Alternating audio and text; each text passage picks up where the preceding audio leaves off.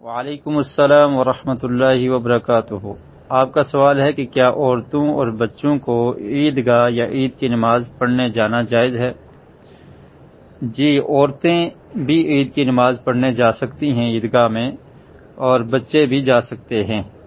عورتوں کا عیدگاہ میں جا کر نماز عید پڑھنا یہ بالکل جائز اور درست عمل ہے، اور اس چیز کا خیال رکھنا چاہیے کہ عورتوں کے لیے یہ انتظام کیا گیا ہو کہ باپردہ رہ کر وہ عید کی نماز ادا کر سکیں۔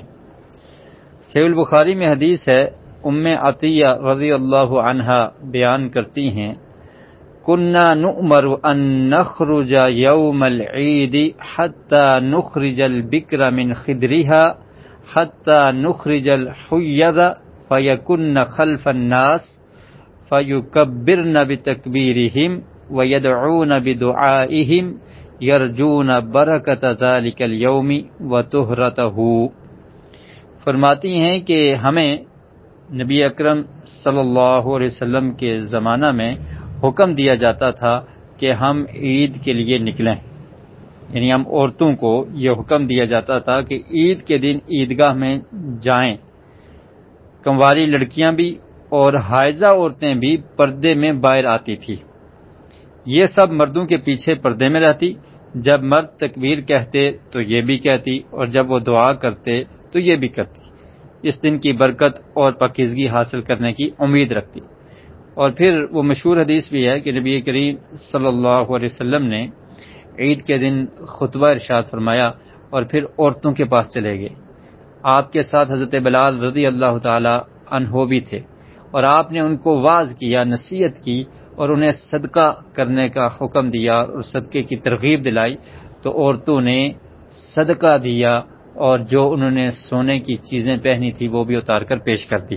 تو اس سے بھی یہ ثابت ہوتا ہے کہ نبی کریم صلی اللہ علیہ وسلم کے زمانہ میں عورتیں بھی نماز عید کے لیے حاضر ہوتی تھی۔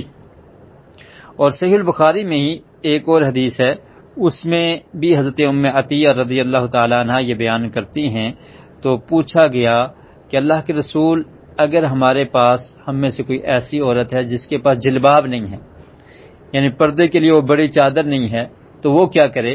تو آپ نے فرمایا کہ وہ اس کی بہن اور اس کی سہیلی اس کو وہ پردے کی چادر پہنا دے اور پردے کی چادر پرووائڈ کرے۔ تو جو خاص ایام میں عورتیں ہیں ان کو بھی کہا کہ وہ بھی آئیں، لیکن عیدگاہ سے جہاں پر نماز پڑھی جا رہی ہے وہاں سے دور رہیں اور مسلمانوں کی دعا میں شریک ہو جائیں، جیسا کہ اس حدیث میں بھی ذکر ہے کہ تکبیرات میں اور دعا میں بھی وہ شریک ہوں گی۔ تو ان حدیث سے یہ ثابت ہوتا ہے کہ اگر ایسی جگہ موجود ہے، اور یہ جگہ ہم نے بنانی ہے اور بنانی چاہیے کہ جہاں پر عورتوں کا بھی انتظام ہو۔ اور پھر عید کی نماز کے لیے سنت طریقہ یہ ہے کہ وسیع میدان میں، کھلے میدان میں نماز عید ادا کی جائے۔ تو عموماً ہم مساجد میں ہی ادا کر لیتے ہیں، لیکن اگر بارش ہو، کوئی مجبوری ہو تو مساجد میں بھی ادا کی جا سکتی ہے، لیکن سنت اور مسنون طریقہ یہ ہے کہ باہر کھلے میدان میں نماز عید ادا کی جائے، اور وہاں پر پردے کا انتظام کر کے عورتوں کی جگہ بھی بنانی چاہیے۔ وباللہ التوفیق۔